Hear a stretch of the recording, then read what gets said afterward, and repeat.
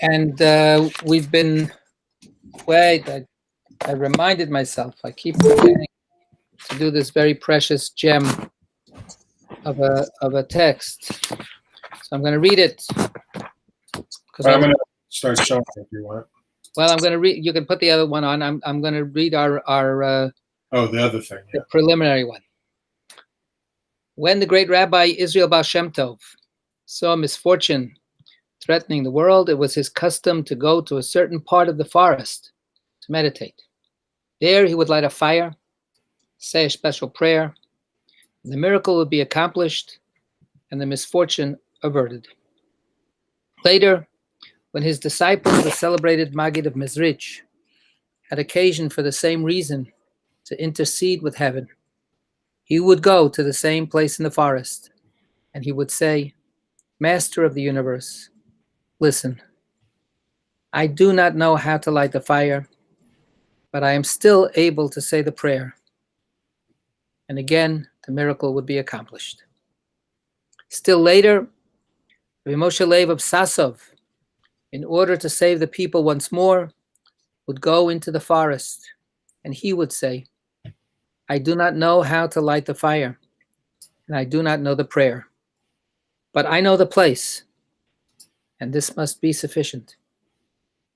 And it was sufficient, and the miracle was accomplished. Then it fell to Rabbi Israel of Rizhin to overcome misfortune. Sitting in his armchair, his head in his hands, he spoke to God. I'm unable to light the fire.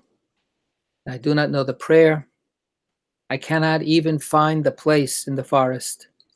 All I can do is tell the story. And this must be sufficient. And it was sufficient.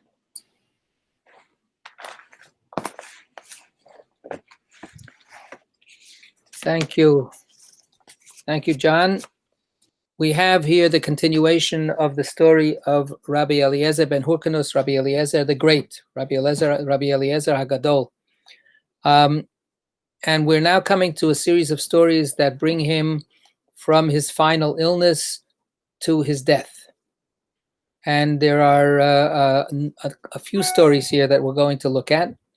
And each one has a different facet to contribute to the story. So it starts with this selection number 100 from the collection that was made by Chaim Nachman Bialik and by his colleague Rav Nitsky, whose first name I forget. It actually comes from the Talmud. It comes from Tractate Sanhedrin. Does somebody want to please help us out by reading the text for us? Somebody. I can. All right. 100, right? Yes, right there. Rabbah. Yep. Rabban Bar. It should be Rabbah. It should be Rabbah. Rabbah Bar Hana taught. Rabbi Eliezer fell sick, and when his disciples came to visit him, he said to them, there is a fierce wrath in the world. They broke into tears, but Rabbi Akiva laughed. Why do you laugh? They inquired of him. Why do you weep? He replied. They answered, shall Rabbi Eliezer, a veritable scroll of Torah, be lying in pain and we not weep? Rabbi Akiva then said, for that very reason I laugh.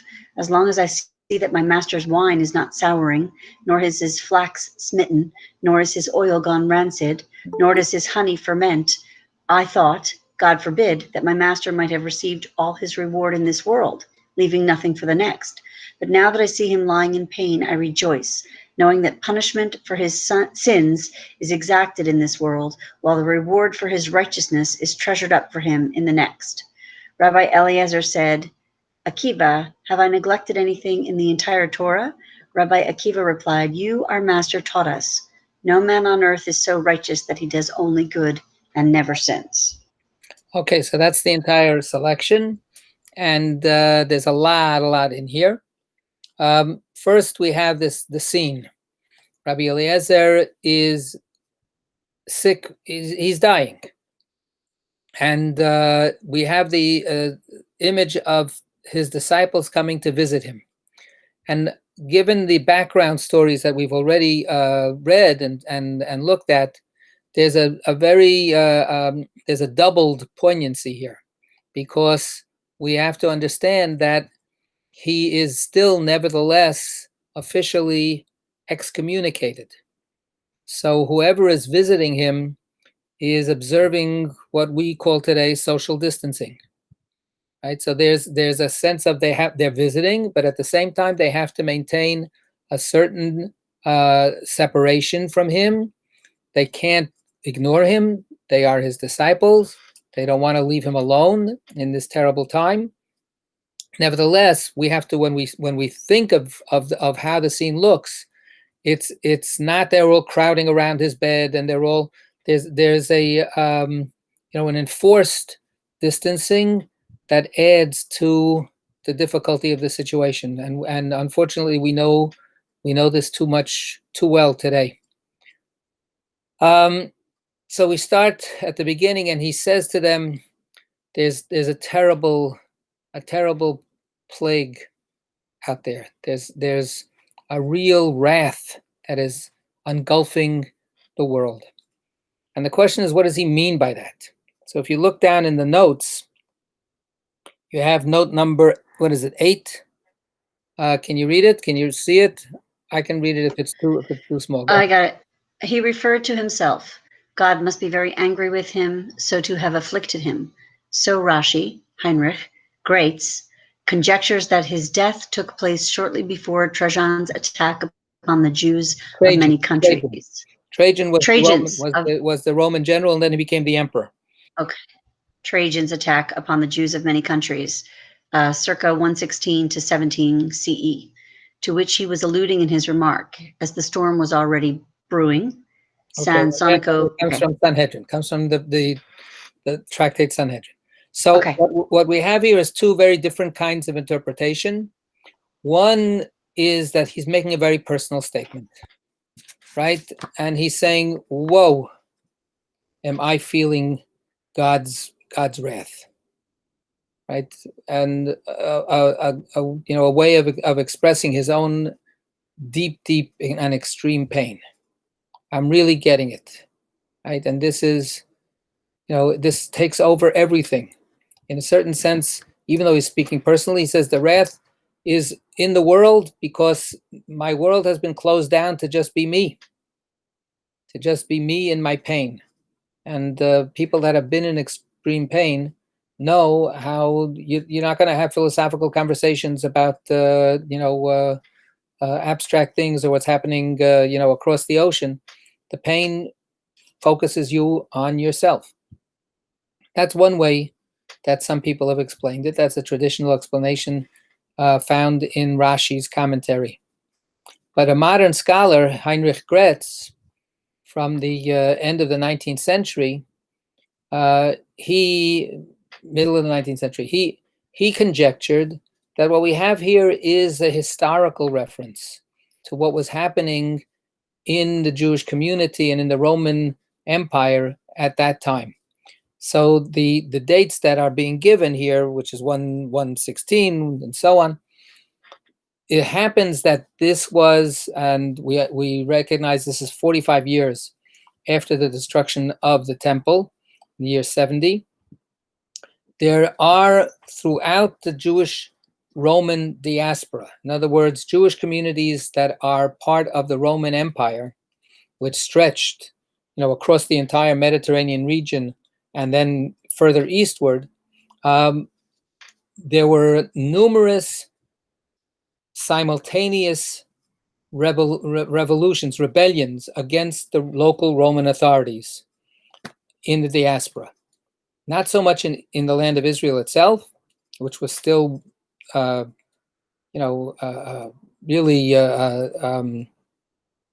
what's the word? Under their thumb. Well, after the blow, when you get hit and you're still wobbling and stunned by the trauma that you've experienced.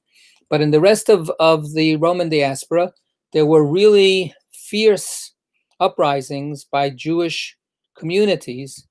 The biggest one was in Alexandria, in Egypt. And Rabbi Eliezer maybe was doing the very opposite of what the first interpretation says. Right? The first interpretation says he's focusing on his own personal pain to the exclusion of everything else, and using this world terminology to really talk about his shriveled, shrunken world. The other way is that Rabbi Eliezer, in his own pain, is also saying, you know what, this is my pain is part of a whole pain that's part of the Jewish community's pain all over the world at this moment. We're all in great pain. There's a terrible situation, and of course the uprisings were put down brutally. The Jewish community in Alexandria, the one in Alexandria was in 115, so the Jewish community in Alexandria was wiped out, was totally expunged, erased. So this was a very, very difficult time in Jewish experience at the time. So is he only looking at himself, or is he actually seeing himself within this bigger picture? Two very different interpretations. So they broke into tears.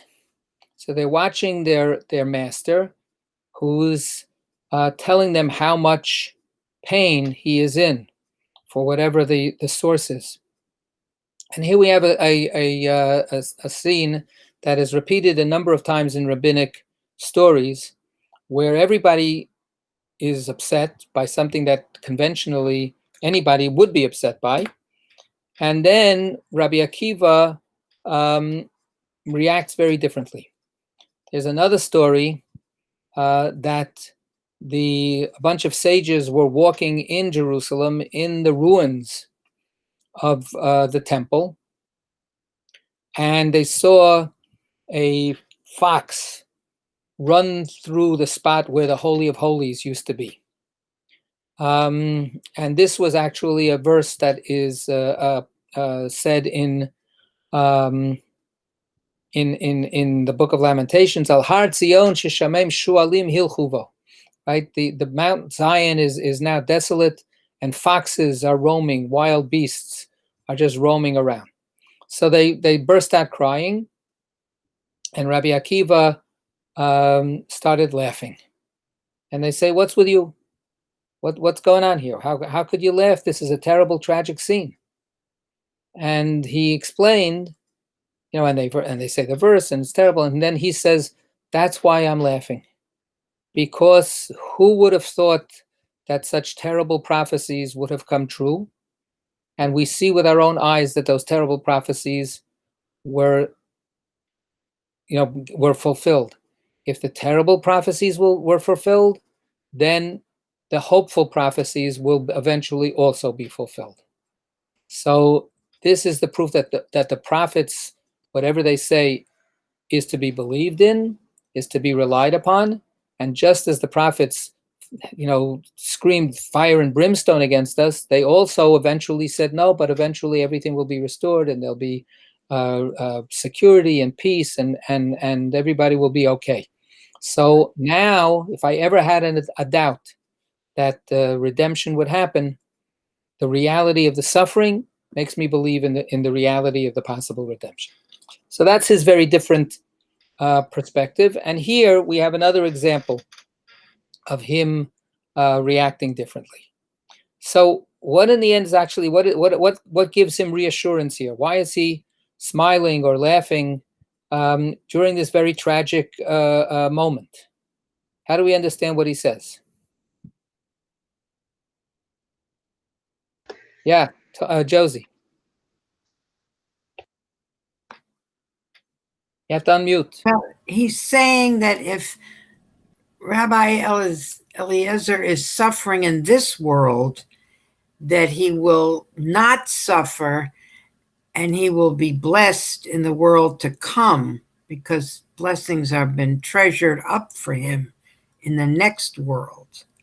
Rabbi Akiva has a way of turning everything bad into something good. He must have been a consummate optimist. Even his own death, actually. Right. That's right. That's what he does. A good connection, right? At his own death, when he's tortured. Yeah. They said to him, "Why are you smiling?" There he was, smiling again. How can you bear this extreme torture with such equanimity and even with what seems to be happiness? And he says, I'm happy to give my life to God. Yeah. Right? So it's, again, always about looking at some ultimate situation beyond the present. This will actually, therefore, bring us to a better place.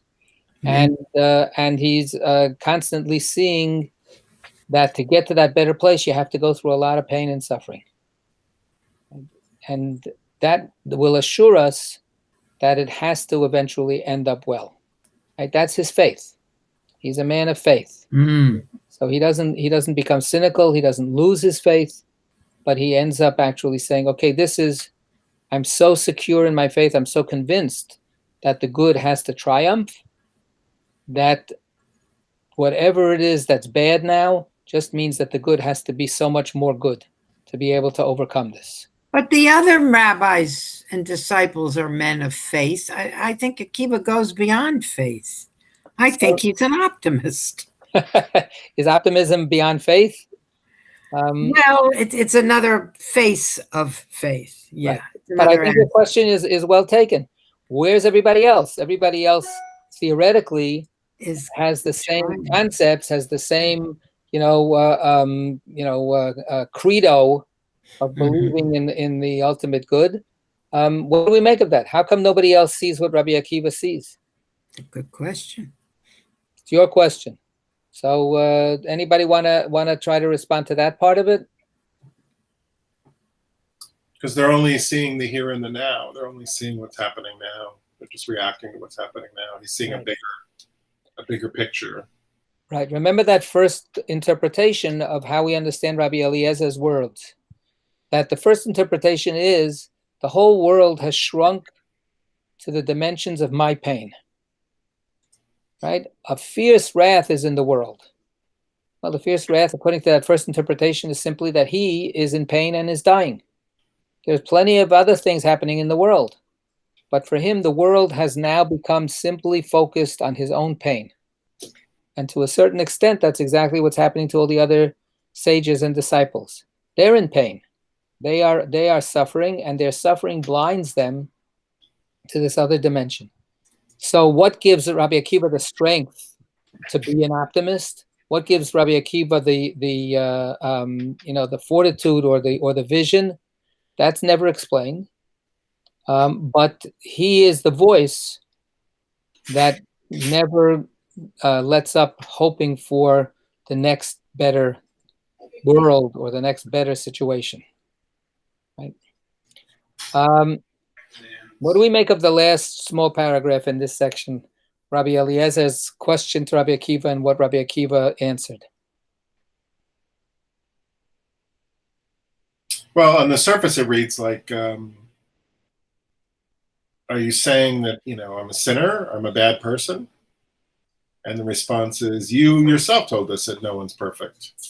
Right. This echoes a little bit of the story that we had before in the previous section when he was hauled up on charges of heresy. And he couldn't understand, why did I get into trouble? What am I've led a blameless life. How could it possibly be that I would be subjected to this kind of harassment? And then Rabbi Akiva reminds him of a particular possible situation where he wasn't exactly 1,000% perfect.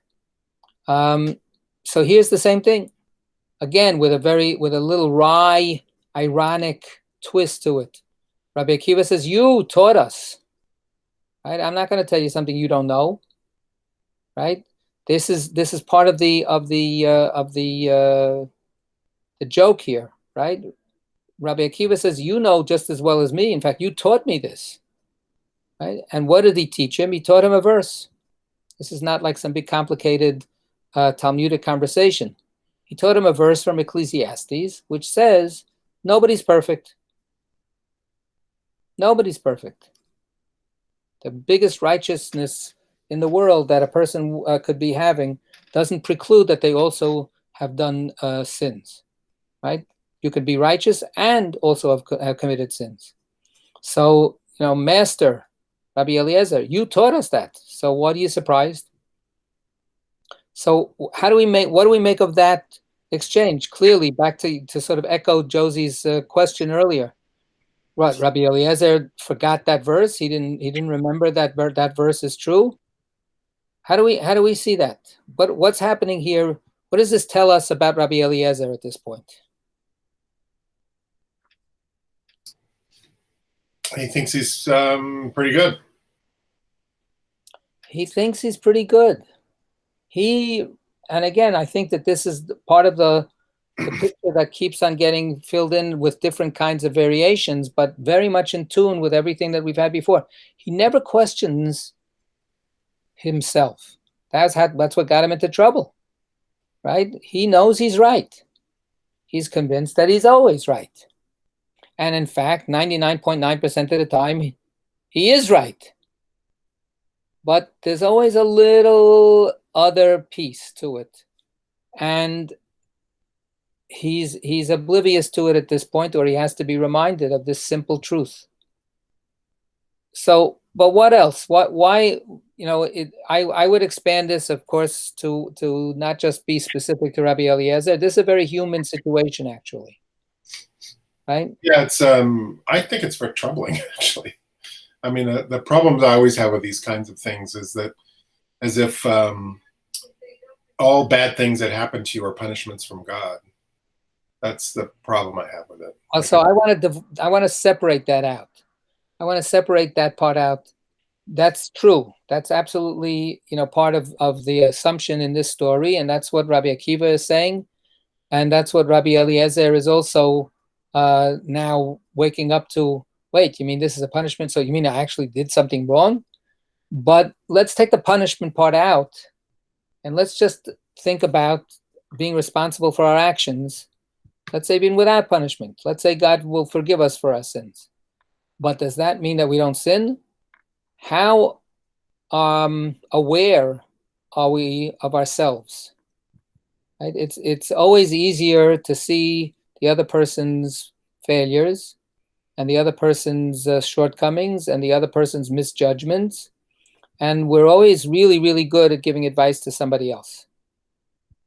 But there's a kind of a self-blindness that is part of the human condition.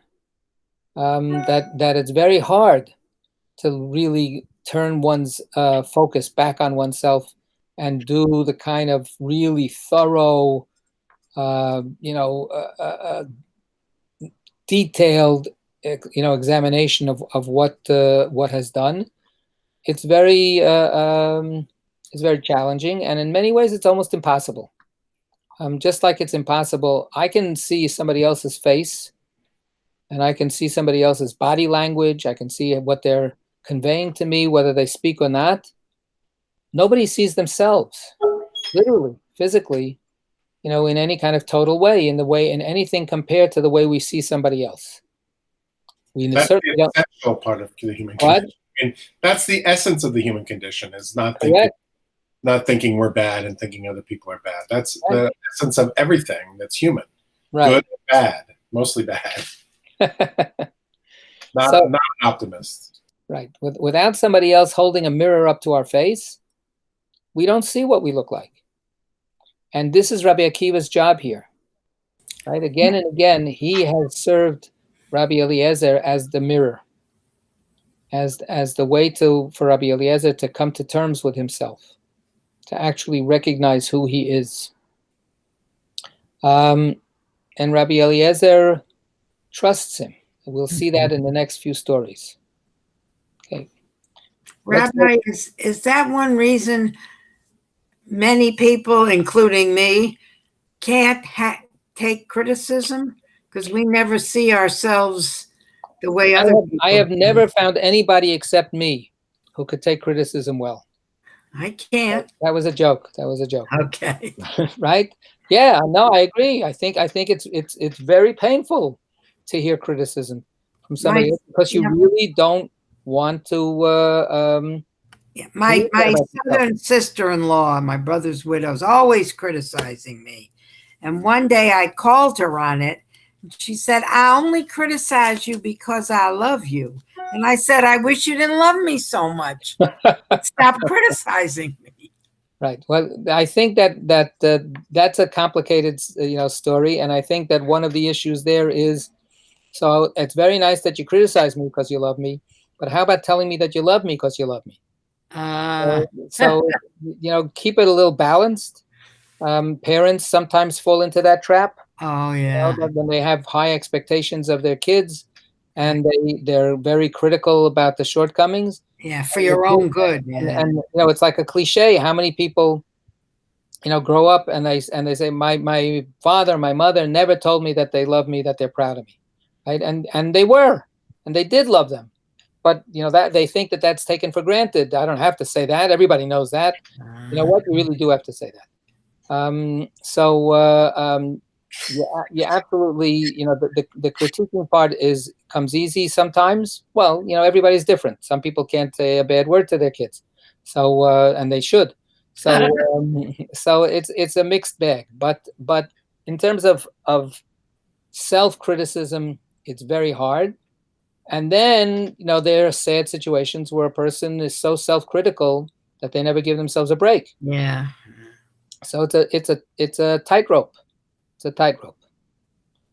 Okay, so now we're going to get another one of the stories from this general period of time when Rabbi Eliezer is failing.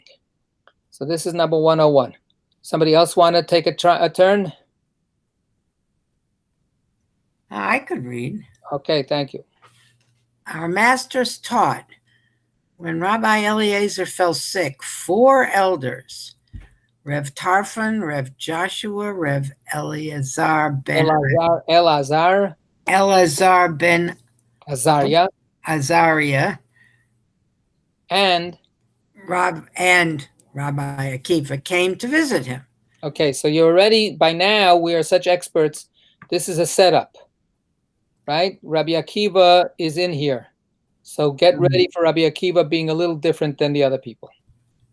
Rabbi Tarfon spoke up and said, "You are more valuable to Israel than drops of rain, for drops of rain sustain us in this world, while you, my master, sustain us in this world and in the world to come." Rabbi Joshua spoke up and said, "You are more valuable to Israel than the orb of the sun. The orb of the sun is but for this world, while you, my master, are for this world and for the world to come." Rabbi Eleazar ben Azariah. Eleazar. Right, leave out the second E. Eleazar ben Azariah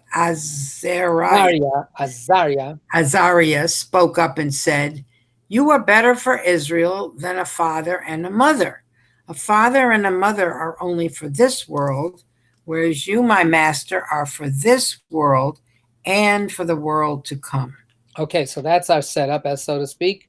We've got 3 sages, each one praising Rabbi Eliezer, and each one using a different kind of image about this world versus the world to come, and about how Rabbi Eliezer has made so many wonderful contributions to the Jewish people and to the world, and he has that spiritual merit that he has given all of us by teaching us so that we ourselves can get into the next world. The last image is a famous image that we have in the Mishnah, that if you have two lost objects, two people have lost an object, and they're right in front of you. Your father lost his wallet, and your teacher lost his wallet. Who should you return? Whose wallet should you return first? Right. So the answer is you have to return your teacher's wallet first, says the Mishnah. Why? Because your father's merit is that he brought you into this world, but your teacher's merit is that he brings you into the world to come. So that's the echo that's here. Or maybe because the Mishnah was written by teachers. Of course, but they also happen to be fathers, most of them. So, but yes, absolutely, for sure. So, but again, the audacity all joking aside, is quite profound, because after all, these teachers are teaching the Ten Commandments. They know it backwards and forwards. And there's honor your parents, honor your father and your mother. So it's a double mitzvah. First of all, any lost object lost by anybody, if you find it, you have to give it back to anybody, including people that you don't like. So that's one positive mitzvah that's in the Torah, explicit. Second explicit mitzvah is honor your parents. So certainly, if what you can do here is a favor to your parent by giving them something that they're looking for and they can't find, so that's a fulfillment of one of the Ten Commandments. And nevertheless, the sages said, no, but learning Torah brings you into the world to come, and therefore your gratitude and your obligation must be to the one who teaches you Torah. That comes first. So this is their agenda, clearly. And each one of these sages is praising Rabbi Eliezer. Again, let's not lose sight of the fact that they're doing this in a very awkward time, because Rabbi Eliezer is on the outs with them. Rabbi Eliezer is still separated from the sages' community. So they are recognizing his greatness.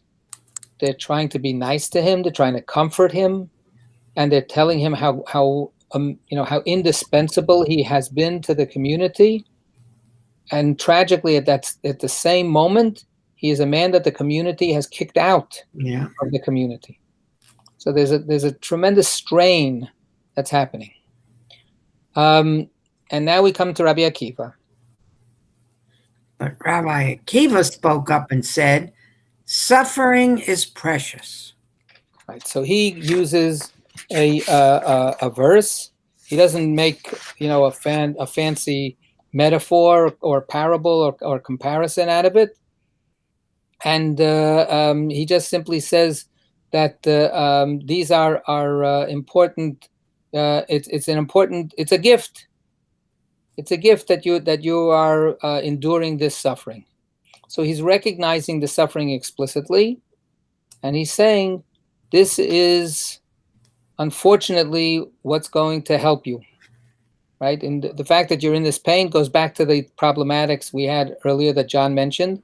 Rabbi Akiva is convinced the suffering is going to help Rabbi Eliezer by ensuring that in the world to come, Rabbi Eliezer will merit so much of a reward. Right? So, and he believes that Rabbi Eliezer subscribes to this view also. So instead of trying to console him by talking about his indispensable nature in the community, which of course has been spoiled, he simply tells him on his own personal level, you're making it into the next world. You will have all of your reward at that point, because your record will be completely cleansed by that time. Okay. Then Rabbi Eliezer said to his disciples, prop me up so that I may hear better the words of Akiva, my disciple, who said, suffering is precious. What proof have you, Akiva, for saying it? Rabbi Akiva replied, I draw such inference from the verse. Manasseh was 12 years old when he began to reign, and he reigned 55 years in Jerusalem, and he did that which was evil in the sight of the Lord.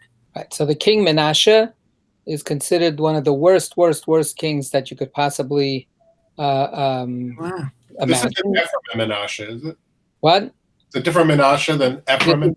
Much later, right? He's named after the tribe Manasseh, the tribal head Manasseh, but this is his name. It's hundreds of years later. Okay, good. So we're not asking our children every Shabbat. Right? No, this is not the guy. So we have this quote that Manasseh was the worst of the worst. Go ahead. I consider this verse in the light of another. These are also the Proverbs of Solomon, which the men of Hezekiah, king of Judah, copied out for widespread instruction. Proverbs. Now, would Hezekiah, king of Judah, have taught Torah to the whole world, to all of it, and not taught Torah to his own son, Manasseh? Okay, so anybody that's in 929 has to know this stuff backwards and forwards, right? You've studied all this already, right? This is the whole story of the kings, Right. and who's first, who's related to who. So Akiva knew this very well. And he says the king Chizkiyahu, Hezekiah, was a king who was loyal to God and who is credited with preserving the book of Proverbs by Solomon because he wanted to teach the tradition to the people.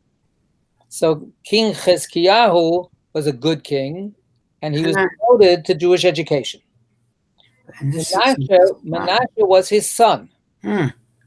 So what we have here is the situation, which is not unheard of. We have a very righteous man with a rotten son. With a rotten son. The son ends up being, totally at the opposite end of the spectrum, different values. Is it a rebellion? Is it Freudian? Who knows? But it turns out that Menashe was the worst of the worst, but he came from a very righteous and devoted father who taught Torah to the masses. So now let's follow the next step. Says Rabbi Akiva, would Chizkiyahu have taught Torah to everybody else and not taught Torah to his son? Of course not. However, all the pains that Hezekiah took with him and all the labors he expended for him did not bring him to the right path. So let's stop for a second. So this means that there's no guarantee. You can knock yourselves out. You can try to teach the best values, but there's always freedom on the other end to accept the values, to heed the lessons. So he says, I will make the assumption that Chizkiyahu tried to raise his son Menashe in the best possible way. Sent him to JLC. He went over his homework with him. They had a wonderful Shabbat discussions. He tried to do the best he could with his son, but there are no guarantees how your children are going to develop. They may be, they're going to go off on their own path. So I'm assuming that all of the efforts that Chizkiyahu put in for 55 years of Menashe's adulthood, they came to nothing. And then something happened. Go ahead. Only Manasseh's suffering did so, as it is written. And the Lord spoke to Manasseh and to his people, but they gave no heed. Wherefore the Lord brought upon them the captains and the host of the king of Assyria. And when Manasseh was in distress, he besought the Lord his God and humbled himself greatly before the God of his fathers, and he answered his entreaty. 2 Chronicles. Thus you may learn how precious is suffering. Okay. Wow. So therefore, he now makes this deduction that what brought Menashe back to God, and not just God. What does it say? The God of his fathers. Right? So the hint here is, back when he was a kid, he was taught all of this stuff. He was fed all of the good stuff, but he didn't want to hear it. And then, unfortunately, when he was in trouble and in pain, then he broke. Then he humbled himself. Then he did tshuva. Then he finally saw the light. So then he returned to God. So this shows how powerful suffering can be. How suffering can be the most cleansing, not simply in terms of, okay, it's a punishment and now you paid your debt to God. This is a different understanding of why the suffering is good. Suffering is not simply paying off the debt to society. The punishment is served, but the punishment makes you look into yourself. Punishment makes you rethink what choices you have made. The punishment makes you able to rediscover the good stuff that was planted in you once upon a time, disregarded, that you forgot about. So that's the cleansing. The cleansing that suffering can accomplish is that kind of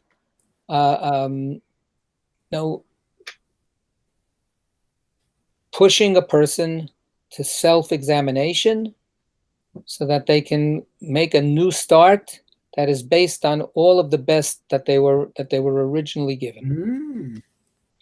So just to give a little editorial comment at this point, I pray that this is what's going to happen out of our suffering.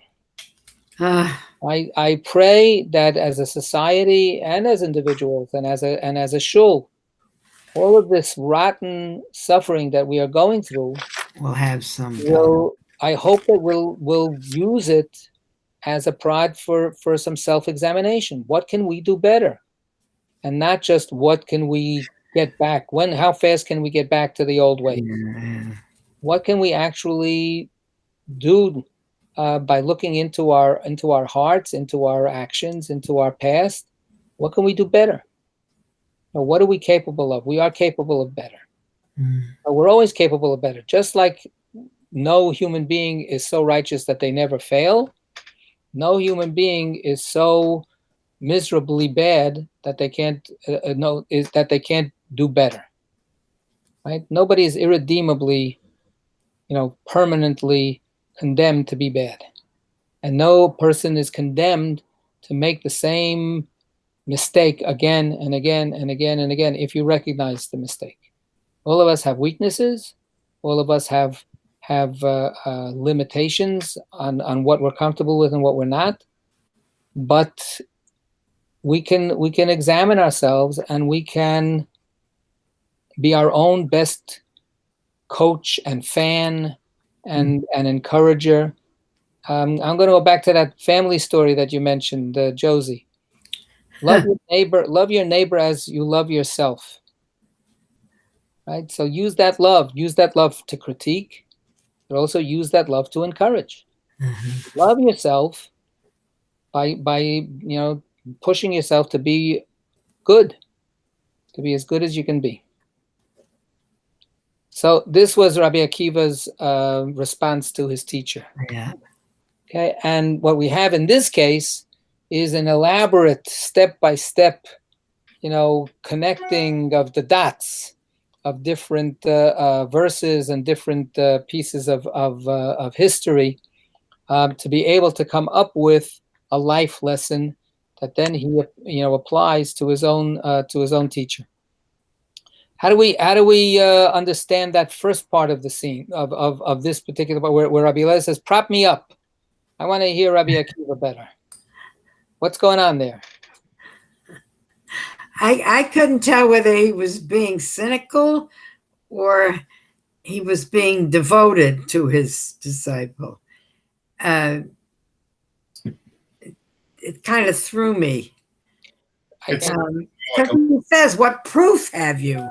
I think in the beginning he was not happy to hear that.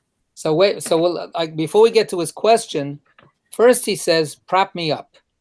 How do we see that propping up business? Like he's laying down, he has to be propped up to hear. It's a little bit of a dig, I think. It's a little bit of a dig of what? Who's being digged? Eliezer to Akiva. He's I think it's a little. I read it as a mockery. There's a little. Yeah. Well, I gotta hear this.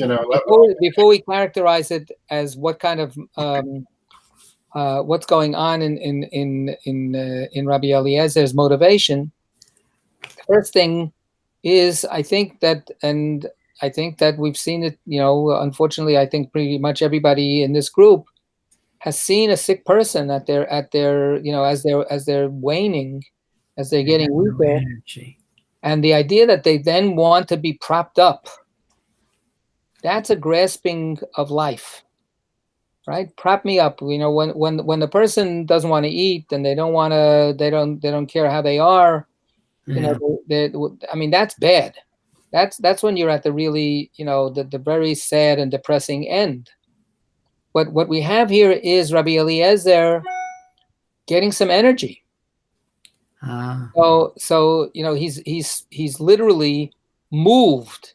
He's stirred to want to engage. Whether he's annoyed with his student or not, there's an energizing that happens here, and he can't get up by himself. He can't sit up by himself, right? He's too weak for this.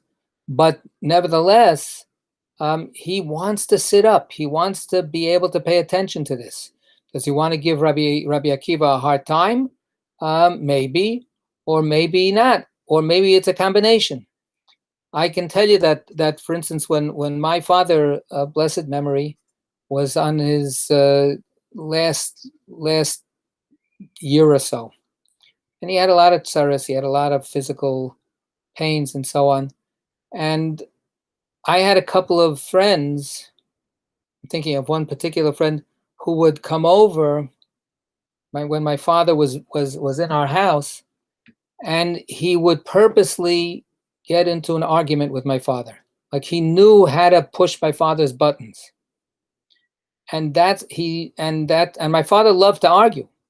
He loved to, he was very opinionated, and he was very strong-willed, and he was, it was very painful to see a strong man like that become lethargic and become weak. He was physically strong. So when my friend would come in, he would purposely push him a little bit. He would personally just really stick him a little, dig him, so that he would then respond back to my friend, go, "What are you talking about? What how can you say that?" and so on and so forth, because he wanted him to come back into some kind of vitality, into some kind of vibrancy. So I mean, to me, that's what I see here with Rabbi Eliezer. The other sages are trying to comfort him and calm his spirit. But this is Rabbi Eliezer. Rabbi Eliezer is not a man of calm spirit. Rabbi Eliezer is not a man who just takes things lightly, for better and for worse. The man devotes his entire life to studying every piece of Torah that he can dig up. He learns every single detail and every single law and shred of Torah that he can. There's a tremendous fire in this man, and then, of course, to the detriment of his life and career, that fire gets him in trouble. But that's him. That's his fire. That's his spirit. And Rabbi Akiva, stokes that fire here. And Rabbi Eliezer says, I want to hear Akiva. He's my disciple.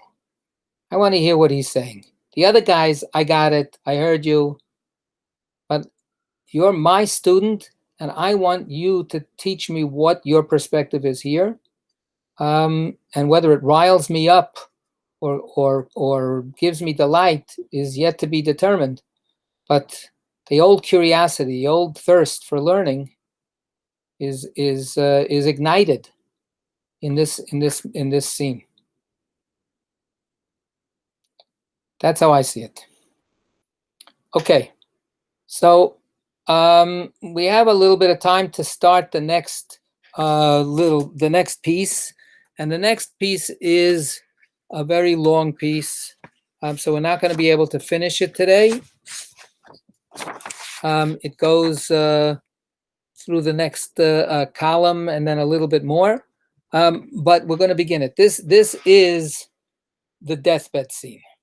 This is the scene of Rabbi Eliezer's final moments.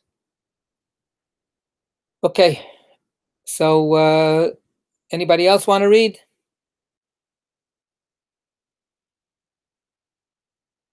All right, you want to choose it out, Lynn and Josie? You have to fight it out here. Go ahead, Lynn. What do you think, Josie? Go ahead, you read. Okay. We have been taught when Rabbi Eliezer fell sick, Rabbi Akiva and his companions came to visit him. He was seated in a canopied four-poster while they sat in the reception room. That day was Sabbath Eve, and Rabbi Eliezer's son, Hyrcanus came to his father's room. Named after his grandfather. Eliezer is the son of Hyrcanus, and in Hebrew we say Hyrcanus. In Hellenistic culture, that was Hyrcanus. So his Eliezer's son is named after his father. Okay. Right. Rabbi Eliezer. So let's just get the scene again. He's dying. Yeah. And it's Friday afternoon before Shabbat. Shabbat is about to enter, and the visitors are Rabbi Akiva with some other people who are not mentioned by name, and they come to visit the sick, and maybe they're going to sense, they know that he's in his final days. So Rabbi Eliezer is all tucked into this fancy bed in the bedroom, and they are waiting outside. They're waiting outside they're waiting outside in the other room. Good. Okay. So now the son. Go ahead. And Rabbi Eliezer's son Hyrcanus came into his father's room to remove the tefillin his father had on, but his father rebuked him, and he retreated, crestfallen. It seems to me, Hyrcanus said to them, that my father's mind is deranged. Okay. But Rabbi, so let's stop for a second. All right. And just what's going on. It's almost Shabbos. On Shabbat, we don't wear tefillin. Right? We wear tefillin every other day of the week if it's a weekday. With other holidays, we don't, but when it's just a regular week, we wear tefillin the weekdays, but we don't wear tefillin on Shabbat. Now, what we have here also is a picture that that Rabbi Eliezer wore tefillin all day long. Right? The usual custom is that we put on tefillin when we pray in the morning, and then we take our tefillin off, and then we go off to work or do whatever it is that we want to do. But certain very, very, very pious people to this very day wear tefillin all day long. It doesn't say in the Torah, when that you're supposed to take your tefillin off in the morning. It says, bind these words of mine to your arm and on your head, between your eyes. And so it says, so that they should be close to you, close to your heart. And it doesn't say take them off after you finish saying the Shema. So Rabbi Eliezer's custom, his practice, was to wear the tefillin all day long. But now he needs help. And his son comes in, and his son is a very dutiful son. This is not a Menashe type. This is a son who's helping his father, and his father is weak and can't do this on his own. So he's coming in to take the tefillin off of his father's body to get him ready for Shabbos. Very loving act, very respectful act. And yet, Rabbi Eliezer yells at him. Get out of here. What are you doing? Leave me alone. So, this is Rabbi Eliezer, who always has an edge to him. And now we get the kind of a scene that too many people have experienced, right? Where the elderly parent that they now have to parent, the elderly parent that they have to take care of, it's a very, very tricky situation. They want to do it with respect. But this old codger is a handful. Yeah. And this person is not making it easy. And they don't understand what's happening here. And Hyrcanus now says something which we can relate to today so well. He says, I think my father is losing it. I think he's no longer the brilliant, totally smart, intelligent man that has everything under his fingertips. He doesn't get it, because otherwise he would know that I'm doing him a big favor. I'm taking his tefillin off before Shabbos. What is he yelling at me for? So he's very sad, and what he thinks he sees is the decline of his father mentally and not just physically. Right? Physically, he needs him to help him, but now he says, I think my father's mind is gone. Very painful. But last back to you, Lynn. But Rabbi Akiva said to them, Rabbi Eliezer's mind is clear. Now we have to get to the next column. 225. 225. That's it. Up, up, up. No, the other column. You have to go sideways. There you are. Good. Rabbi Akiva to him, Master, No. will you? No. The next page the other way. Yes, and now one more. Yes. Right. So he says, But, Eliezer's mind is clear. He hasn't lost his marbles at all. But rather, Hyrcanus's mind. And that of his mother are deranged. How is it that both have neglected acts, kindling the Sabbath lights and putting away the Sabbath meal to keep it hot, that are punishable on scriptural authority by stoning if performed on the Sabbath, while they concern themselves with the tefillin, the wearing of which the Sabbath is forbidden, not on scriptural, but only on rabbinic authority? Eesh. Okay, so niceties of rabbinic law. Wow. And Rabbi Akiva says, are you kidding? Rabbi Eliezer is sharp as a tack. It's you guys who are discombobulated. It's you guys that are losing it. So Rabbi Akiva, Rabbi Eliezer's wife and his son, right, which is his son's mother, they're supposed to be setting up the house for Shabbat. And they're so upset and they're so concerned with their husband and their father that they're dealing with him. And Eliezer is angry at them. Why are you focusing on me? Of course, he doesn't say any of this explicitly because he's too far gone. But Rabbi Akiva understands him completely. Rabbi Akiva says he's angry at you because you have to light the Shabbos candles. Otherwise, it's going to be too late. You can take his tefillin off later. Get these things in order correctly. Make sure that you have the food, cooked up. Make sure that you have the Shabbos candles all done.